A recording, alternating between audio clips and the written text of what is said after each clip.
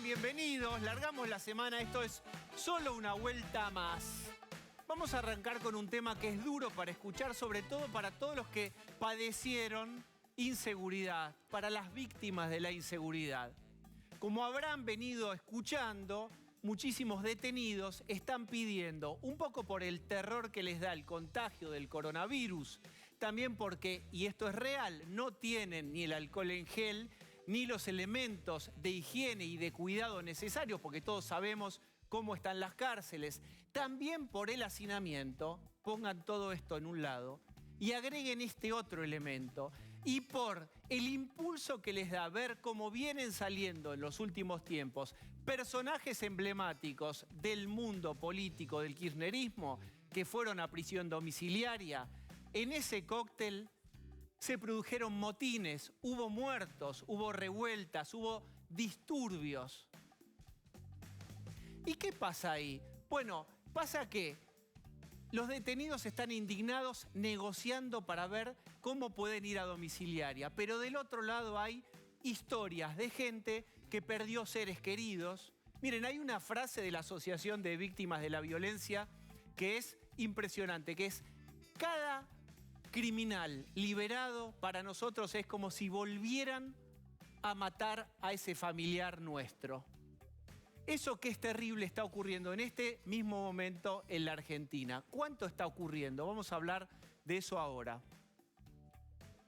En otras partes del mundo, también los presos están siendo liberados o mandados a sus casas, a prisión domiciliaria con dispositivos de seguridad, con un criterio.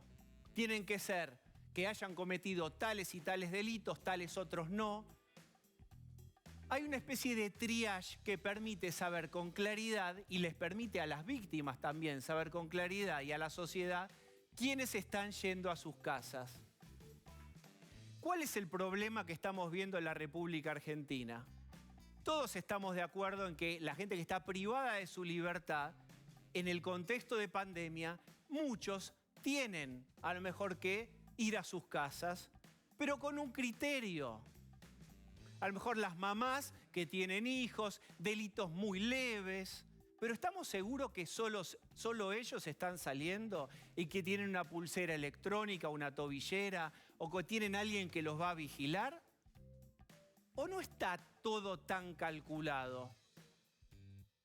Miren, quiero compartir con ustedes un fragmentito de un audio que le manda el secretario de la Comisión Provincial de la Memoria. ¿Recuerdan la Comisión Provincial de la Memoria que preside Adolfo Pérez Esquivel? El tema de revisar las notas periodísticas. ¿La recuerdan? Bueno, Cipriano García es el secretario. Esto es lo que él piensa. Estimades, a pedido de Karina, un poco comentar lo que viene pasando en este proceso que se lleva adelante en la provincia. El objetivo de la Comisión por la Memoria es trabajar por la liberación de la mayor cantidad de personas detenidas posible. En síntesis, en la reunión de hoy, lo que se trabajó fue eso, la confección de esos listados, se confeccionaron varios de esos listados.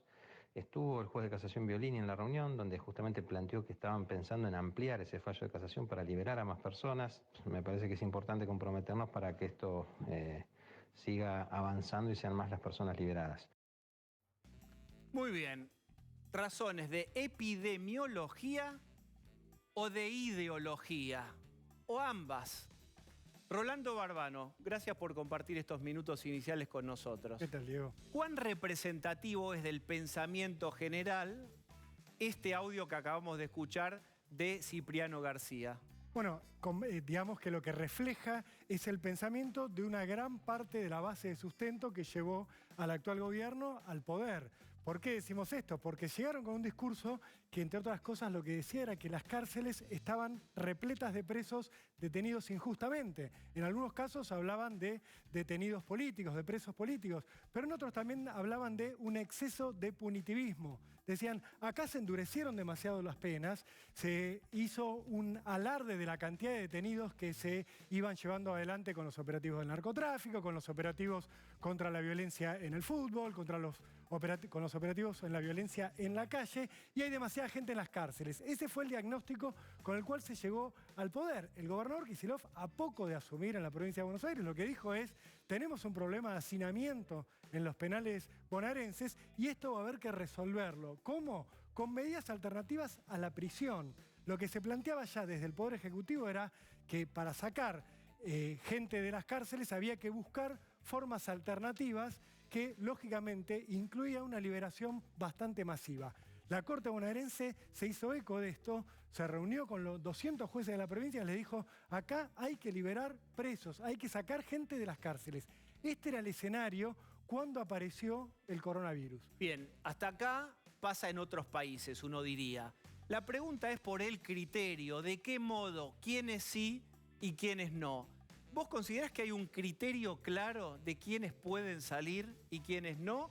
¿O es más difuso? Hay que mirar los fallos que habilitaron de manera genérica estas liberaciones. El fallo de la Cámara de Casación Penal de la Nación les dice a los jueces de los estamentos inferiores que tienen que instrumentar los medios para que haya menos gente en las cárceles. Este es el criterio que les plantea, que haya menos gente en la cárcel.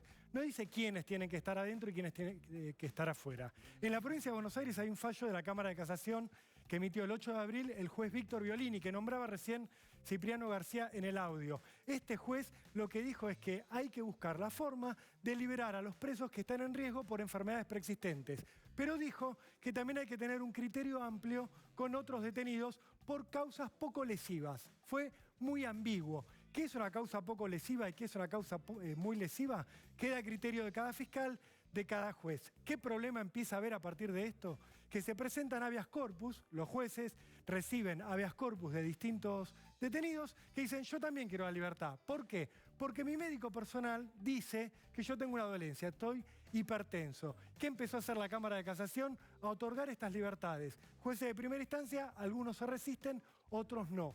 No hay un criterio general. Lo que están diciendo muchos jueces es: nos han puesto a nosotros en el medio de una situación que debería resolver, por un lado, el Poder Ejecutivo en cuanto a ver qué hace con las cárceles, construir más cárceles, poner más celdas en algún otro lugar que puedan utilizar, y por otro lado los legisladores, que han hecho criterios muy estrictos para que mucha gente tenga que estar en prisión aún por delitos más leves, delitos que anteriormente no llevaban acarreada una pena de prisión, y no lo están resolviendo y nos ponen a nosotros. Y lo que dicen algunos jueces, la red de jueces penales de la provincia, por ejemplo, es: ¿quién se va a hacer cargo el día de mañana cuando las personas a las que estamos liberando nosotros o que liberan a algunos de nuestros colegas estén otra vez en la calle y vuelvan eventualmente a delinquir? Este es el cuadro de situación. Rolo, ¿cuáles son los dispositivos de seguridad cuando un detenido va a domiciliaria? ¿Es la pulsera electrónica o un consigna, es decir, un agente del servicio penitenciario destinado a vigilar la casa del señor o la señora? En realidad, ni siquiera el servicio penitenciario. Vos tenés la tobillera electrónica por un lado, que ya les digo, lo han dicho las autoridades, no alcanzan para todos estos presos. Ya se calcula que en la provincia liberaron a por lo menos 1.050, 1.100 presos.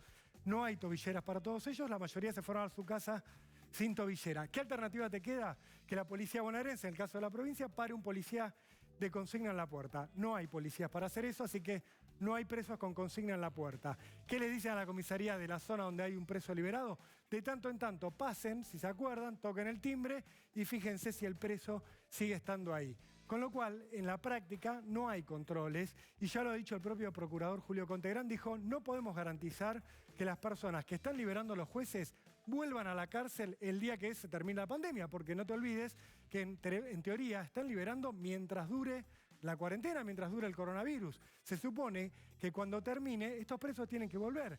Ahora, ¿cómo van a hacer las autoridades para llevarlos de vuelta a la cárcel? Van a tener que jugar con la buena fe de alguien que ya quebró la buena fe de la sociedad delinquiendo en una primera instancia. Ahora le dijeron: vaya a su casa y por favor, no se olvide, cuando lo llamemos, vuelva a prisión. Muy bien, y el que se manifestó al respecto es el presidente de la Nación. Escuchen. Estoy tratando de que el tema lo podamos controlar de un modo racional. Pero no es un problema de la Argentina, es un problema del mundo entero. Esto es lo primero que todos entendamos, porque cada 2 por 3 me encuentro con un tuit de la Bullrich diciendo que yo estoy inventando todo esto para indultar al presidente. Y la verdad es que yo quiero que hablemos con seriedad de estas cosas. En las cárceles la cárcel es un lugar de concentración humana muy riesgosa, donde el contagio y la contaminación puede darse con muchísima facilidad. Hay también gente que tiene factores de riesgo para contraer la enfermedad.